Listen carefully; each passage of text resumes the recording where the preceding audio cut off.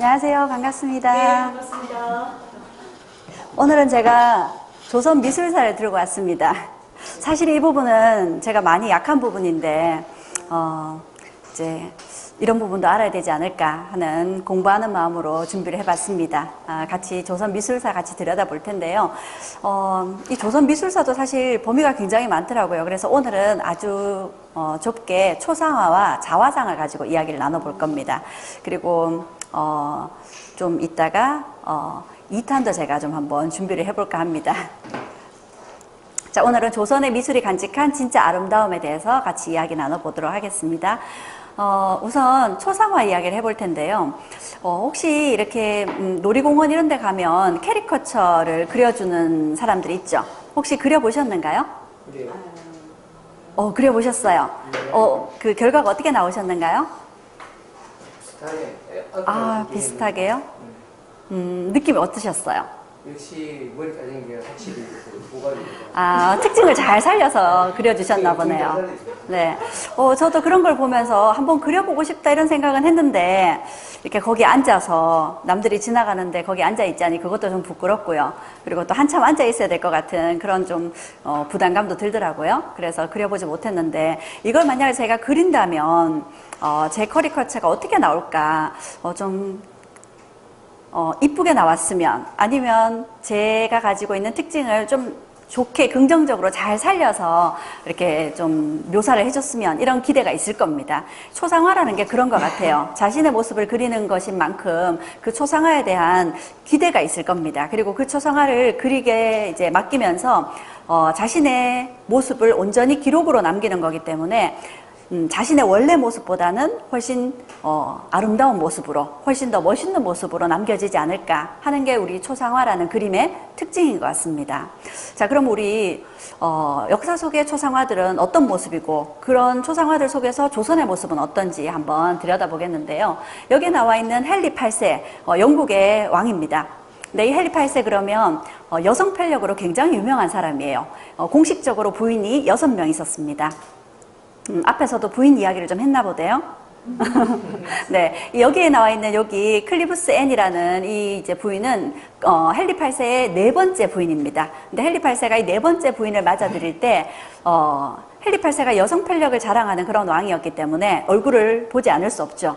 그래서 초상화를 미리 받아보고 이 정도면 괜찮네, 마음에 들어서 결혼을 하기로 했습니다. 그리고 이제 클리브스 앤이 이제 배를 타고 영국에 도착했는데, 보자마자 고개를 돌렸답니다. 그 얼굴이 아니었답니다. 초상화 속의 그 모습이 아니었대요. 그러니 이 당시에는 초상화를 원래 모습보다는, 그렇죠, 선생님 말씀대로 뽀샵을 좀 심하게 했던가 봅니다. 그래서 결국 헨리 8세는 이 4번째 부인과 6개월 만에 이혼하고 맙니다. 자, 이런 게 당시 이제 귀족들이 초상화를 원래 모습대로 그리기보다는 자신의 모습보다 좀 더 좋게 그렸던 거라는 거 알 수가 있겠죠. 유럽만 그랬던 것도 아닙니다. 중국도 역시 마찬가지였습니다. 여기에 있는 명태조 주원장은 명나라를 세운 왕이죠. 나라를 세운 왕이니까 더더욱 멋있게 기록을 남겨야 되겠죠. 그래서 이런 초상화를 남겼습니다. 왼쪽에 있는 모습은 좀 더 젊은 모습이고, 오른쪽은 좀 나이 든 모습이죠. 근데 여기 여기 있는 두 모습 둘 다 멋있는 모습이지 않나요? 이렇게 나라를 세운 왕의 황제, 중국에서 황제라고 하죠. 황제에 걸맞게 굉장히 품격 있고 멋있는 모습이잖아요. 그렇죠? 그런데 이 사람은 이렇게 보기에 이렇게 멋있고, 혹은 또 여기 나이 든 모습은 좀 중후한 분위기도 느껴지는데, 실제 모습은 이렇지 않았답니다. 실제는 아주 추남이었다고 합니다. 그래서 실제의 모습은 아마 이런 모습이지 않을까, 이런 모습 중에 하나였지 않을까, 그렇게 보고 있습니다. 좀 심하게 뽀샵을 했죠, 그렇죠? 자, 그러면 일본은 어떤가요? 일본은 중국하고는 조금 다릅니다.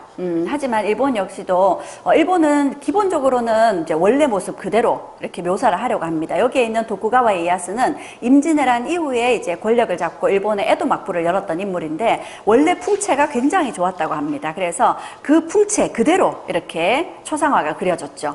그런데 한 가지가 뽀샵이 들어갔습니다. 이 도쿠가와 이에야스는 얼굴에 원래 이제 이 사람에게 만성 간경변이 있었다고 합니다. 만성 간염, 간경화 이런 거죠. 그래서 그게 심해지면 얼굴빛이 어두워지거든요. 그런데 얼굴빛은 어떤가요?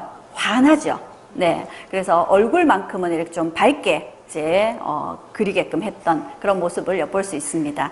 이 사람만 그런 게 아니라 일본에 있는 다른 사람들의 모습을 보더라도 이렇게 얼굴빛은 이렇게 환한 모습을 볼 수 있습니다. 그래서 일본은 다른 거는 원래 모습 그대로 그렸지만 얼굴빛은 이렇게 좀 환하게 특별히 이렇게 수정을 한 거죠. 자, 이렇게 이제 대부분의 나라들이 특히 이렇게 초상화를 남긴 왕들은 자신의 모습들을 원래 모습보다 더 멋있게 보이려고 이렇게 그림을 그린 것 같습니다. 그리고 그 밖에 이제 다른 사람들도 이제 초상화를 그리기 시작하는데 우리가 르네상스 시기에 에라스무스의 이제 초상화입니다. 보면 옆모습이 그려져 있죠. 그럼 다른 사람들의 초상화는 어떨까요? 유명한 퐁파르트 부인의 초상화인데 역시 정면을 보는 모습이 아닙니다. 약간 측면이죠. 또 다른 사람은요, 여기에 있는 나폴레옹입니다. 나폴레옹은 이제 나중에 황제가 되기도 하지만 대부분 이 시기 때는 정면보다는 초상화를 측면을 그렸다고 합니다. 왜냐하면 이 정면이라는 건 신들 혹은 예수 이런 성상화에서나 이제 정면을 보고 일반인들은 그들과는 달리 이렇게 측면을 보고 그려야 했던 거죠. 여기 있는 이 나폴레옹의 그림은 다비드라는 아주 유명한 이제 궁중 화가가 그린 그림입니다. 그리고 우리가 이 서양 미술사에서는 신고전주의라 그래서 굉장히 이렇게 이 초상화 속의 인물을 띄워주는 그런 화풍이 유행하고 있을 때의 작품이죠. 그래서 그 어떤 그림보다 이 나폴레옹이 좀 멋있게 보이는 그런 모습이에요. 나폴레옹이 가장 멋있는 모습이 우리가 말을 타고 알프스 산맥을 넘고 있는 그 모습이죠. 그 그림도 역시 다비드가 그렸습니다. 하지만 실제는 그와 같지 않다고 하죠. 정반대입니다. 그렇게 멋있는 큰 말을 타고 알프스 산맥을 넘은 것이 아니라 조랑말을 타고 병사들은 먼저 앞으로 보내고 자신은 뒤에서 이렇게 아주 누추하게 초라하게 이렇게 따라가는 모습이었습니다. 자, 이 나폴레옹을 여기 자세히 보시면 나폴레옹 뒤에 시계가 보입니다. 그 시계의 시간이 4시를 가리키고 있거든요. 여기 4시는 새벽 4시입니다. 그러니까 나폴레옹이 이렇게 새벽까지 열심히 일하고 있다 하는 그런 자신의 어떻게 보면 정치를 위한 이미지 메이킹이라고 볼 수 있겠죠. 네, 이렇게 당시에는 이 모델을 더욱더 돋보이게 하고 더욱더 이렇게 긍정적인 이미지로 풍기게끔 이렇게 그림을 그린 것이 신고전주의 학파의 특징이기도 했습니다. 이보다 좀 더 심한 것이 다비드를 계승한 신고전주의 학파의 앵그르라는 인물이었는데 이 사람은 나폴레옹이 황제가 되고 나서 황자에 앉은 나폴레옹의 모습을 그렸죠. 그런데 그 모습이 어때요? 정면을 바라보고 있습니다. 뿐만 아니라 마치 로마의 황제처럼 앉아있죠. 그래서 더욱더 이 그림 속의 인물을 돋보이게 하는 그런 장치로 그림을 그렸던 겁니다. 자, 이렇게 서양은 이런 식으로 초상화들이 보면 그 사람을 더욱 돋보이게 하기 위한 그림이 바로 초상화입니다. 그렇죠? 그런데 우리 조선의 초상화는 어떨까요? 조선의 초상화로 가장 이제 품격이 있고 가장 대표적인 초상화가 왕의 초상화죠. 우리가 왕의 초상화를 어진이라고 얘기를 합니다. 우리가 조선시대 왕의 어진을 얘기할 때 가장 대표적인 그림이 바로 여기에 있는 태조 이성계입니다. 그렇죠? 태조 이성계의 모습이 이렇게 전체가 아주 우람하게 그리고 굉장히 무게감이 있으면서도 멋있는 모습으로 그려져 있습니다. 그런데 이제 전신을 다 이렇게 비율에 따라서 이 비율은 실제 비율에 따라서 그린 거거든요. 그러다 보니까 얼굴은 자세히 보이지 않죠. 이렇게 골룡포나 이런 건 굉장히 멋있게 그림이 그려져 있는데 얼굴은 어떤 모습일지 얼굴을 조금 더 자세히 보면요. 여기 얼굴에 주름이 져 있는 거 보이시죠? 네, 얼굴에 주름이 져 있고 특히 여기 오른쪽 눈썹 위에 혹이 나 있습니다. 사마귀인지 혹인지요. 임금님 체면에 여기 그것도 눈썹 바로 위에 이렇게 혹이 나 있으면 이런 거는 지워라, 뽀샵 처리를 해달라 할 법도 한데요. 그렇지 않고 그대로 드러나 있습니다. 그렇죠? 이렇게 조선의 초상화는 왕의 어진이라 할지라도 얼굴에 있는 것, 점 하나라도 빠지지 않고 그대로 묘사를 한 것이 바로 우리 초상화입니다. 여기에 있는 이제 태조의 어진은 우리가 조선 역사상 많이 그려졌고 또 처음에 그린 것들을 다시 이렇게 모사를 하고 해서 여러 차례 그림을 그렸다고 하고 조선시대 내내 26점의 태조 이성계 어진이 있었다고 합니다. 그런데 안타깝게 지금은 이 한 점밖에 남아있지 않습니다. 현재 경기전 어진박물관에 이제 보관이 되어 있고요. 자, 그리고 또 다른 어진을 한번 볼까요? 여기에 있는 철종의 어진입니다.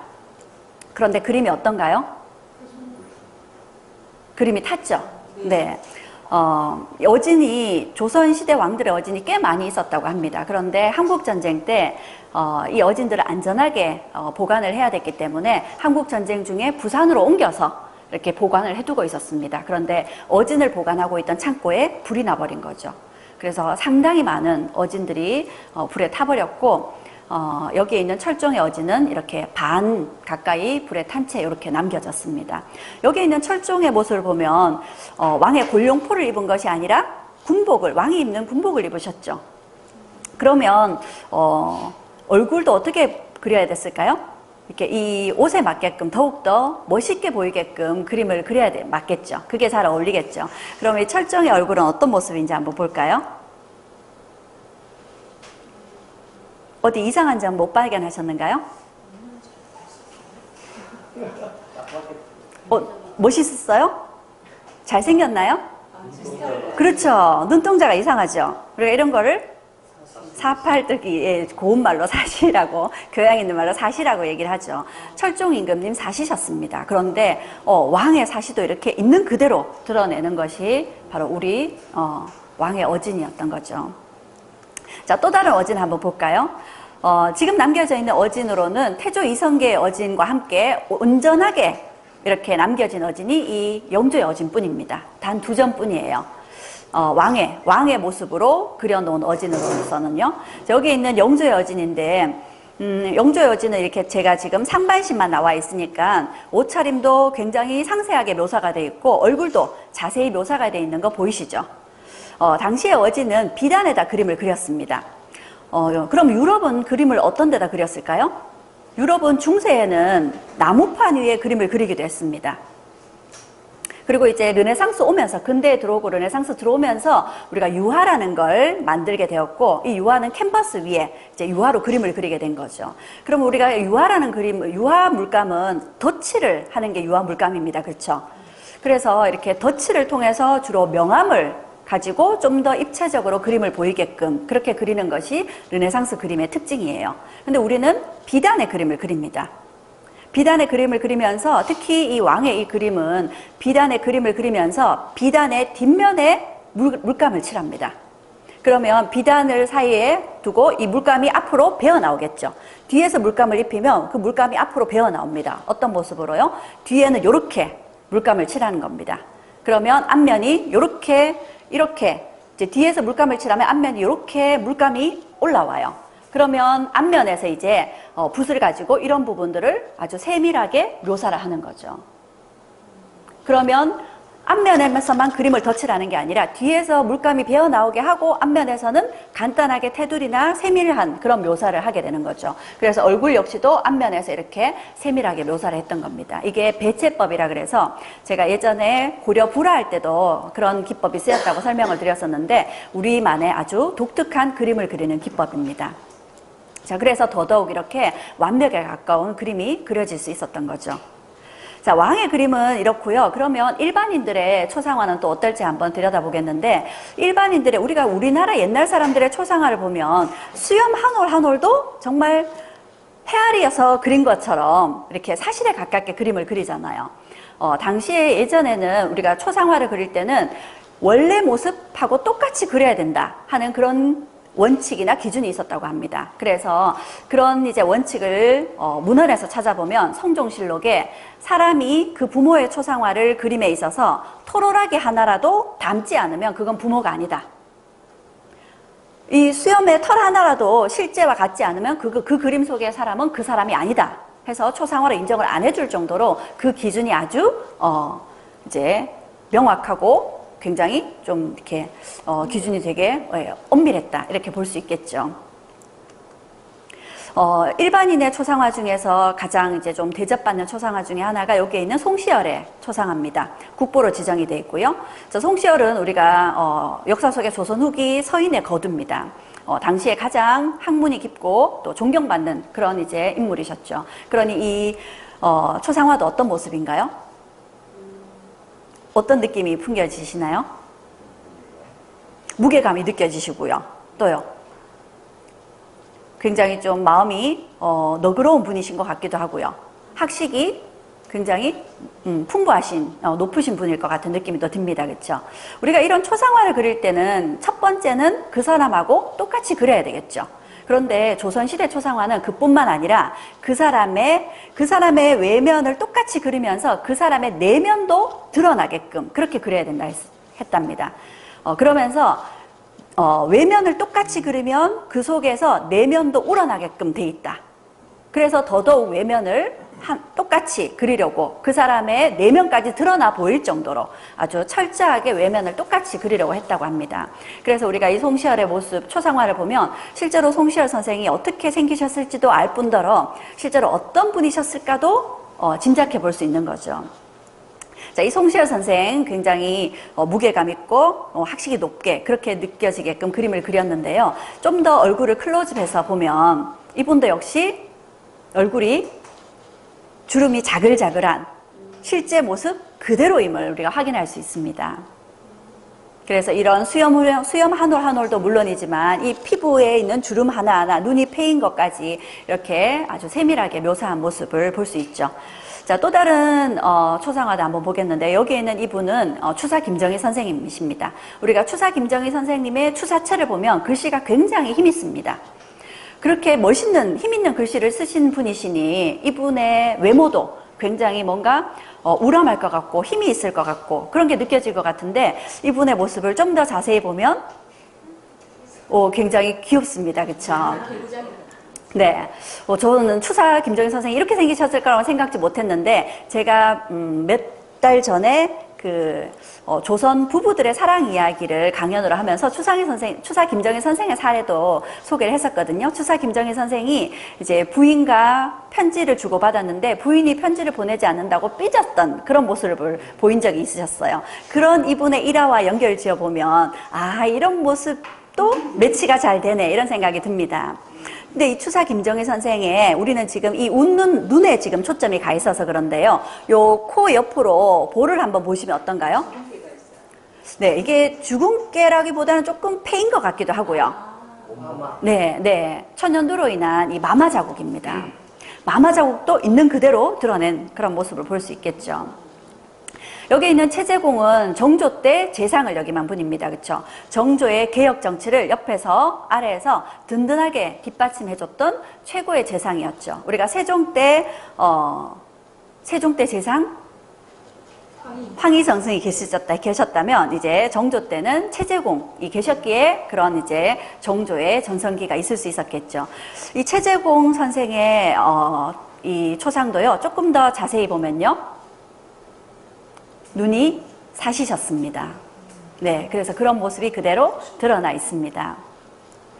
여기에 있는 김육이라는 인물은 우리 광해군 때 인물입니다. 광해군 때 임진왜란이 끝나고 나서 백성들 살기가 굉장히 힘들었어요. 그때 김육이라는 인물이 제안을 해서 대동법이라는 세금 개혁을 시행을 합니다. 그 덕분에 백성들의 세금 부담을 많이 줄일 수 있었습니다. 그런 이제 개혁을 추진했던 인물이기도 하고 이 김육이라는 인물은 또 청백리, 우리가 조선의 관료들에게 가장 명예로운 것이 청백리로 인정받는 거죠. 청백리 중에 한 사람이기도 합니다. 근데 이 사람 역시도 얼굴을 좀 더 자세히 보면요. 네, 얼굴이 많이 이렇게 곰보 자국이 남아 있습니다. 이런 것들을 그대로 숨기지 않고 그대로 이 초상화에 드러낸 것이 조선시대의 초상화입니다. 여기에 있는 이분은요, 윤집이라는 분이신데, 이제 병자호란 때, 우리가 청나라에게 항복하는 것을 끝까지 거역하고 청나라 땅에 끌려가서 고초를 겪으셨던 분이기도 합니다. 여기에 있는 이 윤집이라는 분 역시도 이렇게 눈도 그렇고요, 또 여기에 큰 사마귀도 보이죠. 예, 그리고 얼굴에도 이렇게 곰보 자국이 남아 있습니다. 여러분들이 만약 초상화를 그린다고 하면 내 모습이 내가 생각했던 것보다 좀 못생기게 혹은 좀 부정적인 이미지로 그려진다면 어떨까요? 기분이 나쁘겠죠, 그렇죠? 인정하고 싶지 않을 겁니다. 이분 같은 경우 이렇게 그려지면 상당히 기분 나빴을 것 같은데요. 자신의 초상화로 쉽게 받아들이셨을지 궁금해지기도 합니다. 이번에는 오명항이라는 분의 초상화인데요. 이제 조선의 문신을, 조선시대 중기의 문신이셨던 분입니다. 이분의 얼굴 역시 조금 더 확대해 보도록 하겠습니다. 얼굴에 역시 곰보 자국이 많죠. 그런데, 네. 그리고 이분이 이제 눈이 이렇게 된 건 안경 자국, 일지도 모르겠고요. 그런데 이분의 피부 빛깔을 한번 봐주세요. 피부가 많이 어둡죠. 예, 그런데 지금 이 피부는 그냥 어둡기만 한 거 아니라 약간 이렇게 노란 기가 있게 어둡습니다. 그래서 간이 좋지 않아서 황달 현상이 온 거죠. 그 초상화가 1728년에 그려졌습니다. 그리고 똑같은 해에 이분의 초상화가 다시 그려졌어요. 1728년입니다. 그리고 이 초상화를 그린 지 얼마 되지 않아서 그해 이분은 돌아가셨어요. 이제 간이 악화되어서 돌아가신 거죠.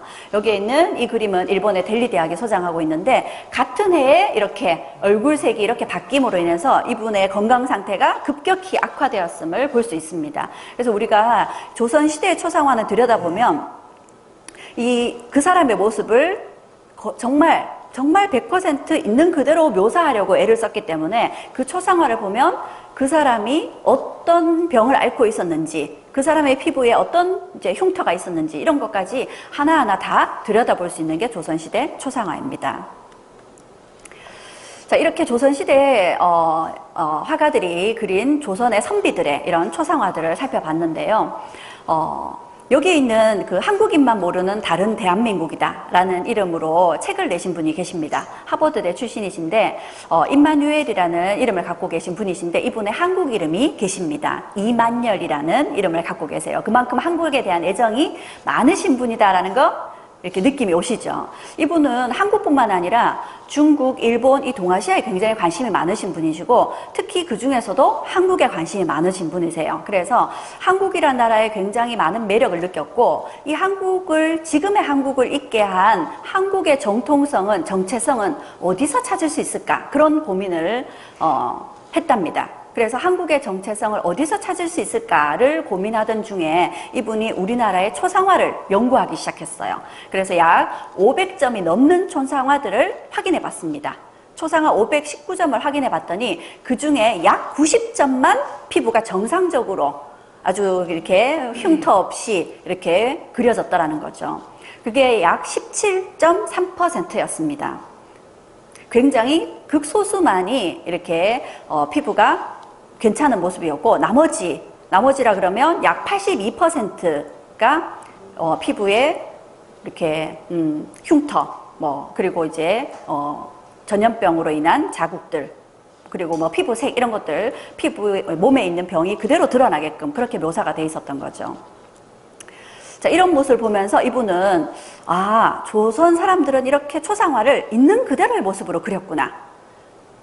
초상화라는 게 조금이라도 자신을 더 포장해서 좋게 보이게끔 그리고 싶은 것이 초상화를 주문하는 사람의 마음인데 이 조선은 그렇지 않았던 거죠. 초상화를 그리는 화가들과 그리고 그 초상화의 모델이 되는 선비들도 자신의 모습을 있는 그대로 그리겠다라는 걸 암묵적으로 합의하에 그런 초상화를 그렸을 겁니다. 그 말은 조선의 선비들은 그 초상화를 자신의 모습을 있는 그대로 인정하고 받아들일 마음의 준비가 돼 있었다는 거죠. 그게 바로 우리나라가 자랑하는 선비정신의 한 일면이 아닌가 하는 거죠. 우리가 선비정신이라는 게 올곧은 거죠. 정직한 거, 올곧은 거, 있는 그대로 받아들이는 거. 그런 선비정신이야말로 우리 대한민국의 정체성이지 않을까 하고 얘기하셨습니다. 이 초상화를 그릴 때 사람들은 이런 걸 많이 강조했다고 합니다. 성어중 형어외라 그래서요. 마음에 내적인 성실함이 있으면 그건 반드시 밖으로 드러나게 돼 있다. 그러니 선비들의 외모를 있는 그대로 다 드러내면 그 외모 속에 그 모습을 있는 그대로 다 드러내면 그 그림 속에 그 사람의 내면, 정신세계도 드러나 보일 것이다. 해서 그런 전신사조라는 이 원칙에 따라서 이거를 목표로 해서 그림을 그린 것이 우리 초상화라는 거죠. 자, 그러면 이제 이 초상화라는 건 모델을 놓고 화가가 그림을 그리는 겁니다. 그렇죠? 그러면 화가가 직접 자신의 모습을 그리는 자화상은 어떨까요?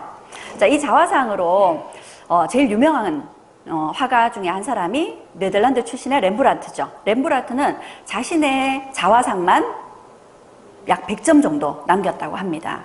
자, 그 중에 이렇게 몇 점만 한번 가져와 봤는데요. 여기에는 렘브란트가 나이가 한 60 정도 되셨을 때 모습입니다. 그래서 주름이나 이런 게 그대로 드러나 있긴 하지만 이렇게 풍기는 이미지나 이런 것이 굉장히 좀 부드럽고 뭔가 이렇게 화가로서 자리매김한 그런 모습입니다. 그런데 이분의 말년의 모습은요, 웃고 있긴 하지만 전체적인 분위기가 많이 어둡죠.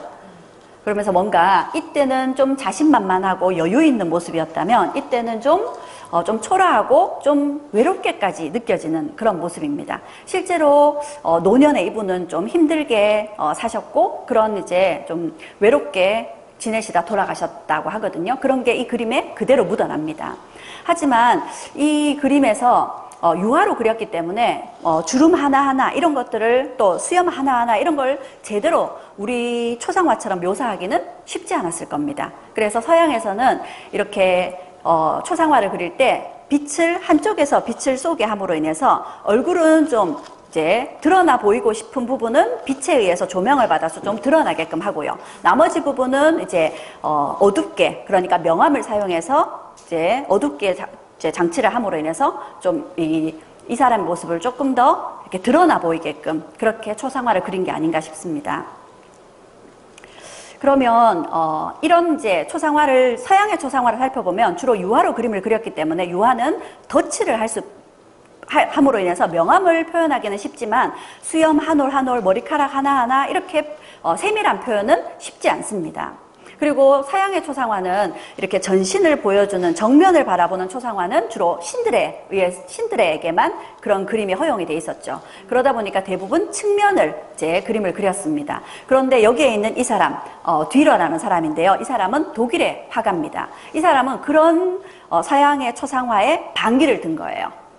왜 우리는 정면을 바라보고 그림을 그리면 안 되느냐 이런 생각이 들었고요. 당시 이제 르네상스 시기에 이 남쪽의 뭐 이탈리아나 이런 곳은 화가들이 대접을 그래도 받았습니다. 그런데 독일은 그에 반해서 아직까지 조금 많이 보수적인 지역이다 보니까 화가들이 제대로 대접받지 못했던 거죠.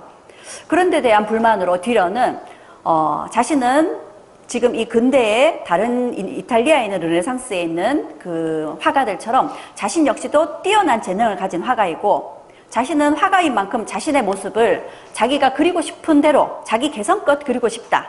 사회가 만들어 놓은 규칙이나 규정 거기에 얽매이지 않고 자기가 그리고 싶은 대로 그리겠다라는 생각으로 이렇게 그림을 그렸습니다. 정면을 응시하면서 그림을 그렸고요. 이런 헤어스타일이나 이런 모습이 마치 예수처럼 보이게끔 그렇게 그림을 그렸죠. 자신을 이렇게 나도 그 사람 못지않게 잘난 사람이다 이렇게 뭔가 과시하고 싶을 정도로 이렇게 정면을 바라보고 있습니다. 그리고 역시 이 사람의 손을 좀 더 크게 그려서 부각을 시켜놨어요. 자신은 능력 있는 재능 있는 화가다. 그래서 자신을 자기가 표현하고 싶은 대로 그 당시에 이런 사회적인 틀을 뛰어넘고 이런 그림을 그렸습니다. 그래서 서양의 초상화로서는 어떤 틀을 깨고 나온 그런 좀 혁신적인 변화를 시도한 사람이다라고 볼 수 있죠. 자, 이 사람도 역시 이런 이제 수염 부분은 앞에 있는 렘브란트의 그림과는 달리 하나하나 이렇게 세밀하게 묘사를 하려고 애를 썼습니다. 자, 그래서 이 자화상하고 좀 비슷한 느낌, 이 자화상도 굉장히 강렬하게 느껴지잖아요. 이 자화상과 비슷하게 좀 강렬한 느낌이 있는 자화상이 윤두서의 자화상입니다. 유명하죠, 그렇죠? 자, 이 그림은 여러분들도 다 보셨을 겁니다. 이 윤두서의 자화상을 보면 일단 이 그림 자체가 굉장히 압도적입니다. 그리고 우리가 자화상에서 가장 화가들이 심려를 기울여서 그리는 부분이 어떤 부분일까요? 그렇죠. 눈이겠죠. 그 사람에 대한 가장 많은 것을 보여줄 수 있는 부분이 눈이 아닌가 싶습니다. 이 사람의 눈은 어때요? 풍기는 외모도 굉장히 강렬하지만 눈에서도 마치 금방이라도 레이저가 나올 것 같은 그런 눈빛입니다. 그렇죠? 그리고 또 이 사람의 초상화에서 이 사람의 자화상에서 또 압도적인 것이 이 수염입니다. 수염이 아래로 길게 늘어져 있을 뿐만 아니라 옆으로도 마치 이 수염이 환한 듯이 이렇게 펼쳐져 있죠. 어떻게 이 수염을 이렇게 한 올 한 올 그렸을까? 이걸 이제 우리가 한 올 한 올 그리는 이런 그림을 우리가 또 세밀하라 그러기도 하잖아요. 얼마나 이 그림이 세밀한 그림일까 해서요. 이 윤두서의 그림과 그 다음에 여기에 있는 요 좀 더 확대해 봤습니다. 요런 부위, 수염이 많은 부분이 요 인중을 비롯해서 요 부분하고요. 그리고 여기 턱수염, 요 부분이죠. 그래서 이 수염이 많은 부분을 뒤로의 그림과 윤두서의 그림을 함께 비교를 해봤습니다. 두 사람의 수염. 그래서 어느 쪽 그림이 좀 더 세밀하게 이런 진짜 모습을 표현하려고 애를 썼을까 해서요. 이 지점들을 면적을 다 쪼갰어요. 2제곱센치가 되도록 면적을 다 쪼개고 그 안에 몇 올의 수염이 있는가를 다 헤아렸답니다. 이걸 이제 피부과 의사와 함께 이렇게 작업을 했었다고 합니다. 자, 그랬더니 평균을 내봤더니요. 이런 모습인데 평균을 내봤더니 뒤로에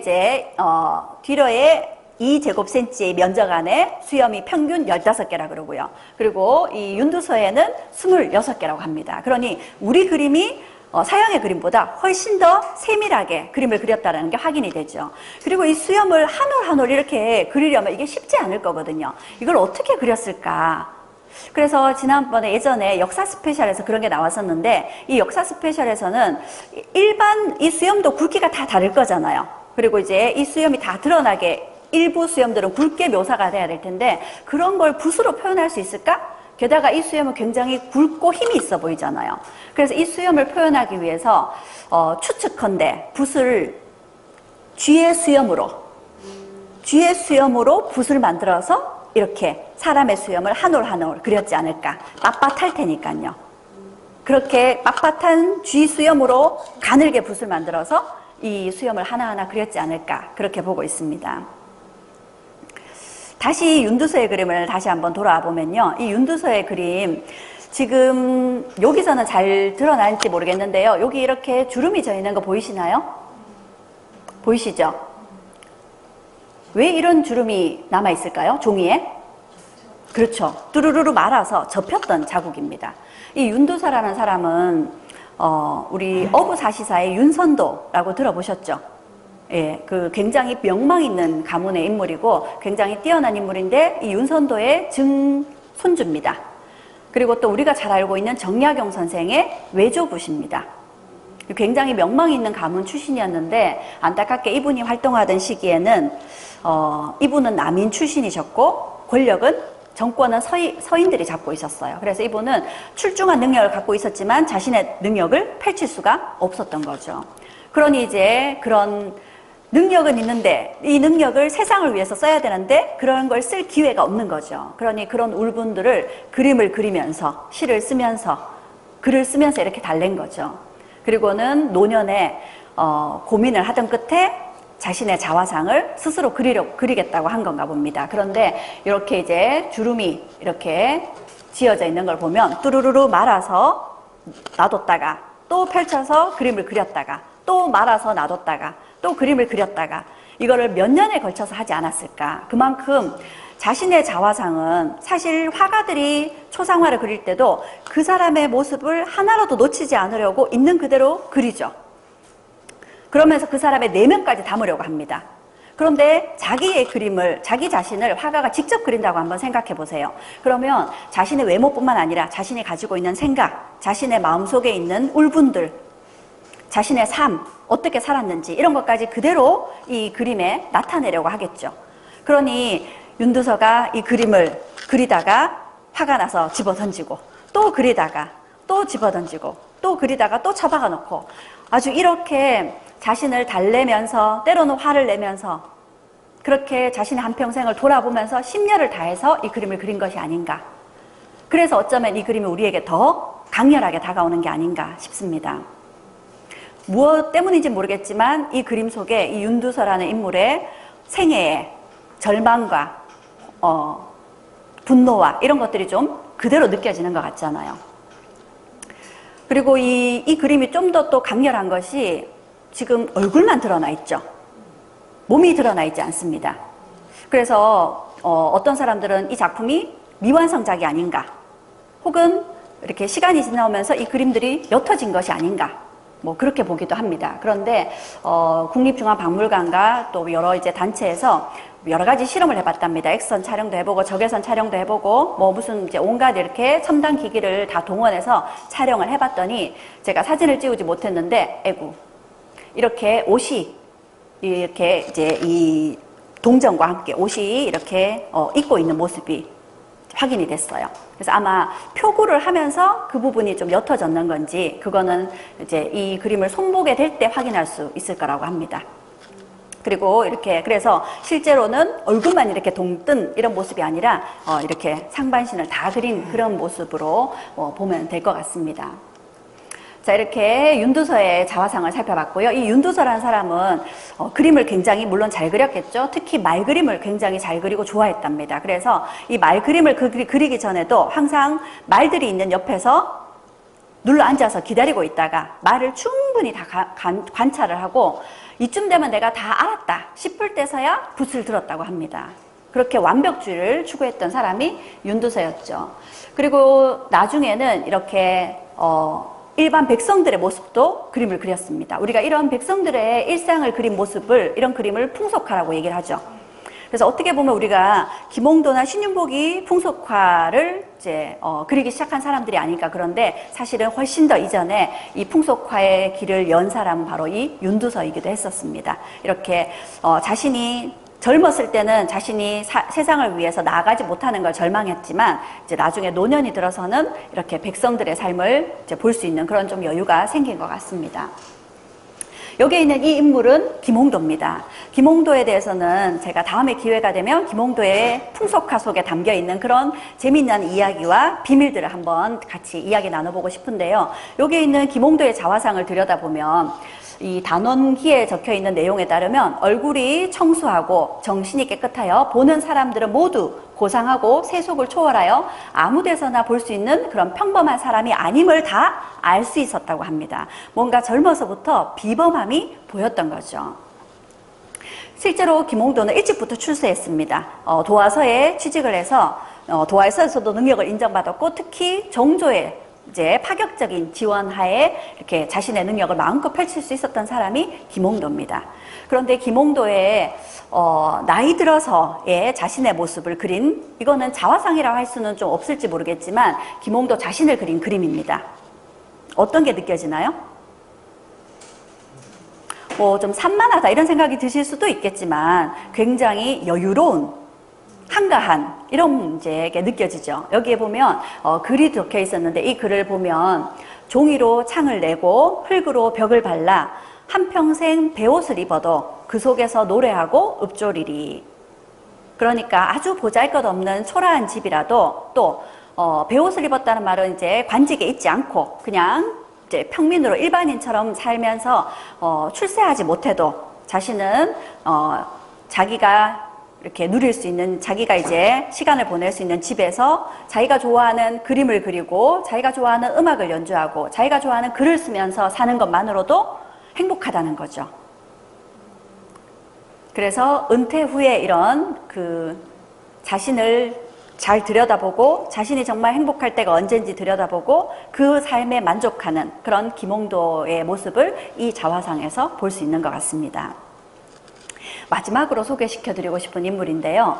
최북이란 인물입니다. 지금 여러분을 향해서 윙크하고 계시네요. 윙크일까요? 네. 눈을 다치셨습니다. 이분은 엄청난 이렇게 화가로서의 재능을 갖고 계셨지만 도화서에 취직하는 걸 원치 않으셨어요. 왜? 도화서에서는 윗사람이 시키는 대로 시키는 그림만 그려야 되는 거죠. 자신의 마음껏 그림을 그릴 수 없다는 겁니다. 그래서 자신은 자신의 능력을 믿고 세상에 나가서 자기가 그리고 싶은 그림만 그리면서 살겠다 하고 이렇게 세상에 나온 사람이었죠. 그런데 세상이 그렇게 녹록하진 않나 봅니다. 그리고 이 사람이 성격이 좀 괴팍합니다. 자, 그러다 보니까 이제 산전수전을 많이 겪게 되었는데 이 사람 정말 성격이 괴팍해서요. 술도 물론 많이 마시지만 제멋대로입니다. 그림을 굉장히 잘 그렸다 하거든요. 그래서 어떤 사람이 돈이 별로 없는데 이 적은 돈으로도 그림을 부탁을 해도 될까요? 하면 그런 경우에는 흔쾌히 그림을 그려줍니다. 그런데 어떤 사람들이 어떤 이제 돈 있는 재력가가 이 사람의 그림 솜씨를 알고 찾아와서는 이렇게 목돈을 큰 돈을 주면서 거드름을 피워서 하면서 이제 그림을 하나 그려봐라 이러면 절대 그 사람에게 그림을 그리지 않았다 그러죠. 오히려는 그런 사람 앞에는 엉망으로 그림을 그려주기도 하고요. 때로는 그림을 딱 그려놓고 그 사람 보는 앞에서 그림을 찢어버리기도 했답니다. 자, 한 번은 권력자가 와서 이 사람에게 가서 그림을 그려라 했는데 거부한 겁니다. 그러자 이 사람을 협박합니다. 가만두지 않겠다고 협박을 해요. 그러자 최북이 이렇게 얘기를 했답니다. 당신 같은 사람에게 이 최북이 버려진다면 차라리 내 눈으로 하여금 나를 버리게 하겠다 하면서 그 자리에서 책상 위에 있던 송곳을 들고 눈을 찔렀다고 하죠. 그래서 이렇게 됐다고 합니다. 그렇게 성격이 대단했으니 이 사람의 삶도 녹록지 않았겠죠. 이 사람의 원래 이름은 최식인데 30살쯤 됐을 때 자신의 이름을 최북이라고 바꿨답니다. 북녘북자 아시죠? 한자로 북녘북자. 이 북쪽이라는 게 우리가 가장 햇볕이 들지 않는 곳입니다. 그리고요, 겨울철에 찬바람이 불어오는 곳이죠. 그러니 자신의 인생살이가 그와 같다. 이렇게 해서 이름을 그렇게 최북이라고 바꿨다고 합니다. 그리고 또 언젠가는 이 북자를요, 이 북녘북자를 뜯으면은 칠자가 양쪽으로 맞대고 있는 모습이죠. 그래서 자신을 칠칠이라고 불렀다고 합니다. 그렇게 이제 최칠칠 이렇게 부르고 다녔다 하고요. 그래서 사람들이 그래서 이 사람이 49에 죽었나 보다 이렇게 얘기하기도 합니다. 들리는 얘기에 따라서는 49에 술 먹고 집으로 돌아가다가 눈길에 추운 겨울날 눈길에 얼어 죽었다고 하거든요. 근데 실제로 어떤 사람들은 이 사람이 49 이후에 50대에 그리고 70대에 이 사람의 그림이 발견되어서 실제로는 49에 죽은 것이 아니다 이렇게 얘기하기도 합니다. 하지만 분명한 것은 이 사람은 그렇게 눈밭에 이렇게 얼어서 생을 마감했다고 하죠. 자, 이 사람이 이렇게 자신의 눈을 찌를 정도로 이렇게 성정이 괴팍한데요. 누가 또 떠오르지 않나요? 같은 그림을 그리는 사람 중에? 그렇죠. 그래서 이 사람을 조선의 고우라고 얘기하기도 합니다. 근데 사실 이 사람이 최북이 고우보다 더 먼저 사람이거든요. 그러니 고우가 예, 그렇죠.